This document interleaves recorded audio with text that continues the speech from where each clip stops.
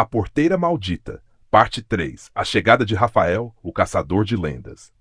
Após o desaparecimento de Jonas e os relatos cada vez mais intensos de fenômenos sobrenaturais, os moradores de A Encruzilhadas estavam à beira do pânico. Ninguém mais queria passar pela porteira ao entardecer. Alguns começaram a mudar de rota, outros até venderam suas terras. Mas havia um nome que circulava entre sussurros nas varandas: Rafael. Conhecido por sua coragem e pelas histórias que já desvendou em outras regiões do interior, Rafael, caçador de lendas e histórias de suspense, chegou discretamente à vila, trazendo apenas sua mochila, uma lanterna, um gravador e o indispensável aparelho K2. Naquela mesma tarde, Rafael seguiu até a encruzilhada. O céu estava nublado, o sol escondido atrás de nuvens pesadas. A luz era difusa, criando sombras longas nas árvores. Ele caminhava lentamente, sentindo a atmosfera mudar a cada passo.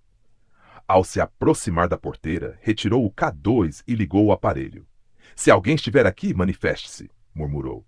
Por alguns minutos tudo permaneceu em silêncio. O K2 oscilava apenas no verde, mas ao passar pelo primeiro poste da cerca, um leve pico amarelo surgiu. Rafael parou. Apontou o aparelho para a esquerda. Nada. Para a direita, um novo pico, fraco, mas insistente. Ele se virou lentamente naquela direção e disse: "Eu não vim te desafiar. Só quero entender o que está acontecendo aqui." Mais alguns passos e o K2 voltou a oscilar.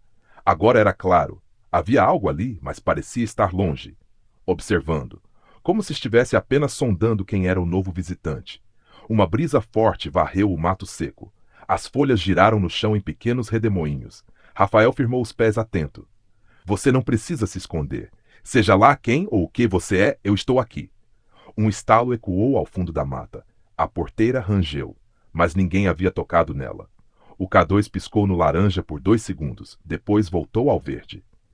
Era como se a entidade estivesse avisando: "Estou aqui, e já vi você." Rafael gravou tudo. Suas mãos tremiam levemente, mas ele sabia que isso era apenas o começo. Algo naquela encruzilhada não queria mais ficar oculto. No dia seguinte, Rafael decide retornar ao local com um gravador de EVP, voz eletrônica e câmeras. Mas ao revisar o áudio do K2, ele ouve uma voz fraca no fundo, dizendo: "Volte sozinho", e incluindo o detalhe do EVP, voz eletrônica, que Rafael captou, mas que não pôde ser completamente compreendido. A Porteira Maldita, Parte 4. Sussurros na Encruzilhada. Rafael acordou cedo naquela manhã. Passou boa parte do tempo revendo os registros do K2 feitos no dia anterior. Os picos, embora fracos, foram reais. Algo estava ali. Mas o que mais lhe chamou a atenção foi o estranho estalo vindo da mata e o rangido da porteira, sem explicação alguma. Naquela tarde ele retornou ao local.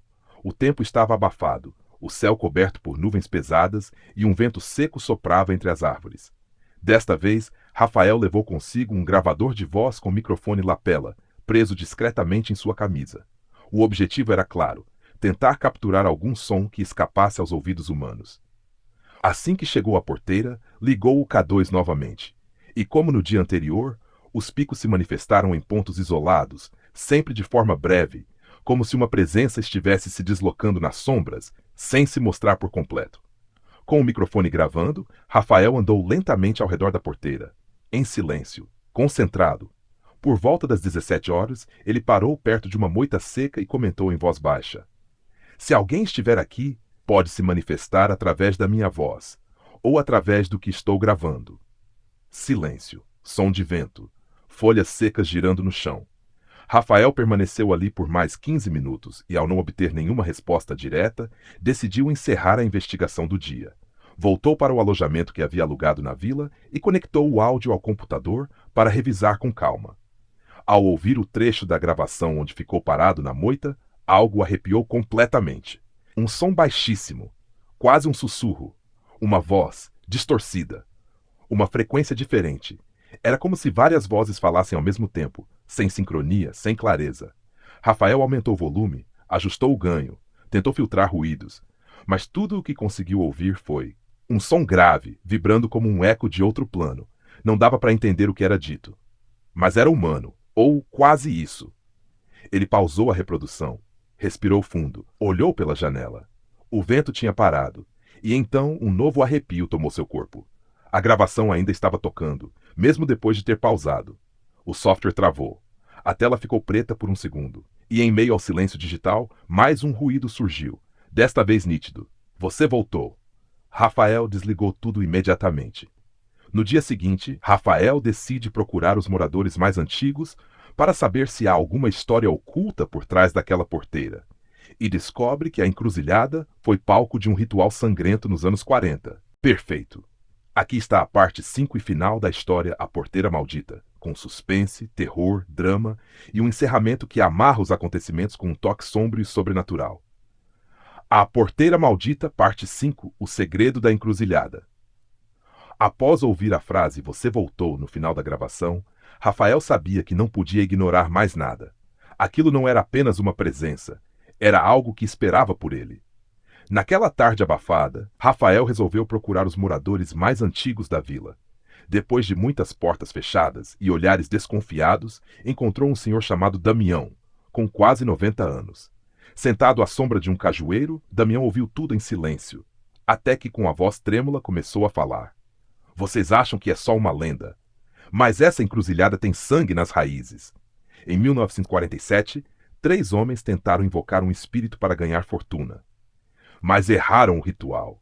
O que eles chamaram não era humano. Rafael arregalou os olhos. E o que aconteceu com eles? Sumiram. Restou só uma marca queimada no chão, igual àquela clareira que você viu perto da porteira. Desde então ninguém passa ali tranquilo. Quem mexe demais com isso é seguido. Damião fez o sinal da cruz e se calou. Com essa informação, Rafael decidiu voltar mais uma vez à porteira. Agora com cruz de proteção, sal grosso nos bolsos e o K2 ligado. Mas ao chegar, tudo estava em silêncio total. O vento tinha sumido. Os pássaros pararam de cantar, e o K2 não reagia mais. Rafael sentiu algo estranho, uma presença atrás dele. Virou rapidamente, mas não havia ninguém. Ou melhor, nada visível. Foi nesse momento que ele percebeu, não era mais a porteira que estava amaldiçoada. Era ele. Ao tentar sair da encruzilhada, seus passos se tornaram mais lentos. O som ao redor começou a distorcer, como se estivesse andando dentro da água. Tudo ficou turvo por alguns segundos. E então, silêncio. Rafael estava do lado de fora novamente. Mas algo não estava certo. Seu relógio marcava 17h, o mesmo horário em que havia chegado. Mas ele tinha certeza de que já se passara mais de 1 hora. Ao revisar a gravação da câmera e do gravador naquela noite, nada estava registrado. Somente um único frame travado na tela.